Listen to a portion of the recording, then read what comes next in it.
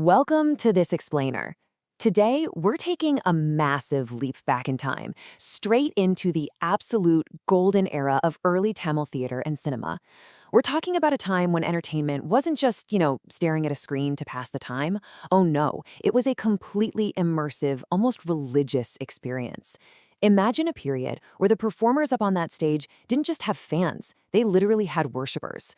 This is the era of cultural titans, and let me tell you, the stories we're going to unpack today are just absolutely legendary.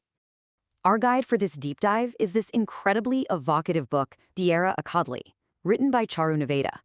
It just masterfully captures a level of stardom that's, quite frankly, practically unparalleled in modern history. The book doesn't just hand us a bunch of dry historical facts. Instead, it gives us the blood, the sweat, the tears, and the absolute fanaticism of the time. It hones in on two specific cultural icons who completely defined an entire generation, guys whose lives were honestly as dramatic off stage as they were on it. So, before we jump into the timeline, I want to float a central question to really frame our journey today. What happens when artists transcend human status to become living gods? And look, that isn't just some poetic metaphor. As you're going to see, these men were literally treated as divine manifestations by their audiences. We're going to trace their astronomical rise, witness some seriously intense fan devotion, and ultimately see the heavy, heavy toll that kind of godlike status demands. All right, let's dive into our first titan, M.K. Theagaraja Bhagavatar, or as he was affectionately known, M.K.T. Born in 1910 in Trichy to very poor parents. His dad was actually a struggling goldsmith. M.K.T.'s path to stardom was definitely not paved with privilege. As a kid, he had absolutely zero interest in school. In fact, he was regularly beaten by his father just for skipping class to go watch dramas. But, destiny has a funny way of working things out. As a youth, he actually ran away and was discovered singing on a film set in Trichy. The crew was so captivated by his voice, they literally just stopped what they were doing to listen. And by age 16, this poor goldsmith's son, who learned music simply by obsessively listening to others, made his official stage debut.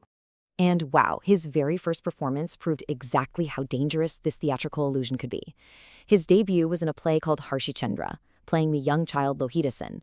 There's this unbelievable anecdote from the source material about opening night. During a scene where the child is starving, MKT sang the line, "Mother, I am hungry," with such heart-wrenching emotion that the audience, they completely lost their grip on reality.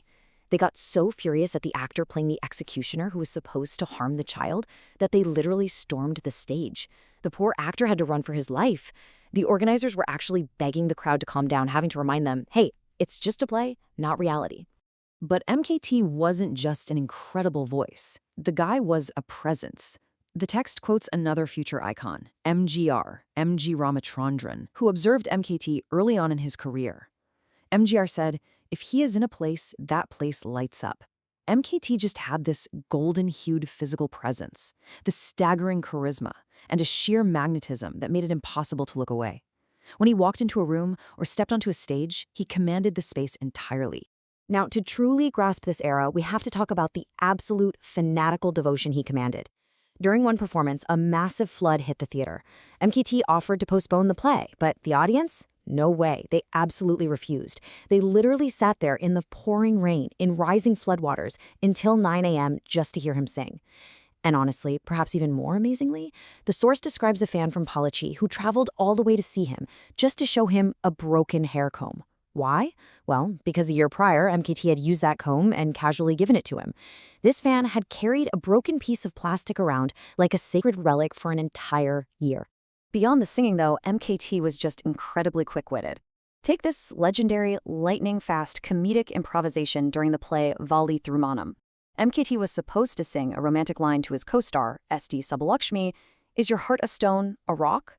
But on the spot, he playfully adds the word suvaro, which means, or a wall, completely mocking her character's stubbornness. Naturally, the crowd absolutely erupts in laughter. Subbulakshmi is furious, completely embarrassed, and she fires back off-script, yelling, "Do you know who you're talking to, you donkey?" MKT realized he probably pushed a bit too far and just laughed it off.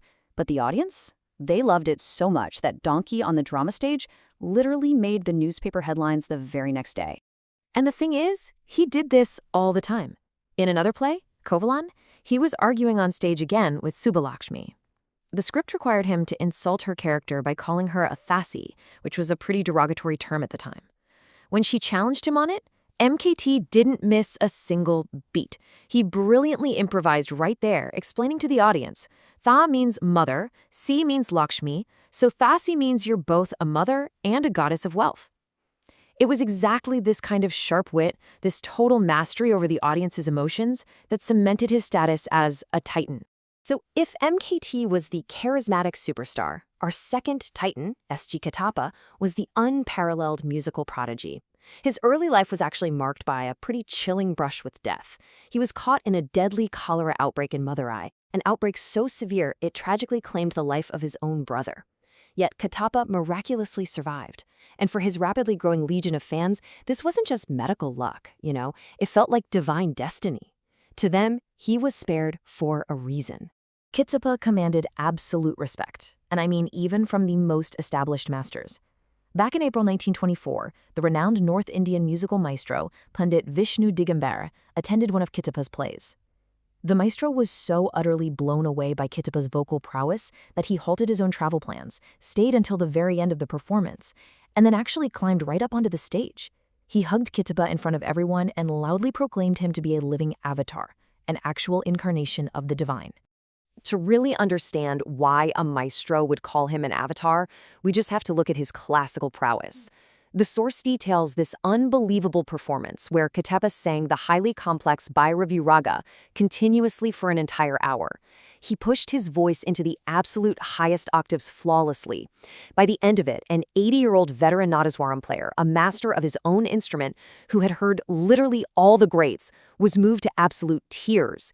He fell at Katapa's feet, praising him for bringing back the pure, ancient form of the raga that he honestly thought had been lost forever. Then comes 1927, which marked a truly monumental cultural event.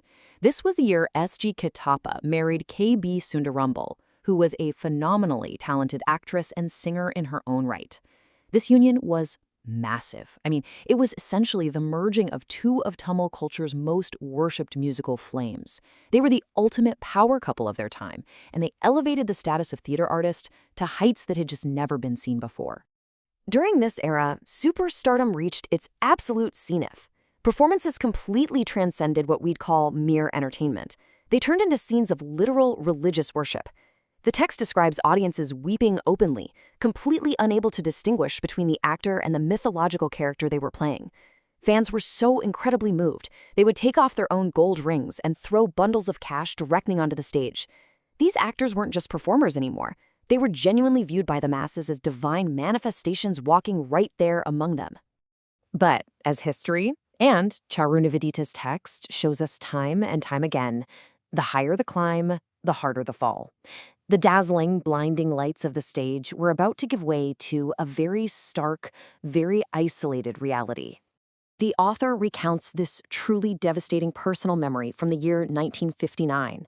At the Thunjivur Mariamman temple, sitting alone in the corridor was a figure. This man was bald. He was entirely without his eyesight. He was completely destitute, stripped of every single ounce of his former glory. He was completely unrecognizable to the masses who used to throw gold at his feet. This man was MKT. The golden superstar who once commanded the rain to wait for him was now just a forgotten shadow. Charunavadita uses this devastating contrast to offer a really profound philosophical insight. He writes, "Society always needs toys. This game becomes a tragic drama only when they imagine themselves as gods."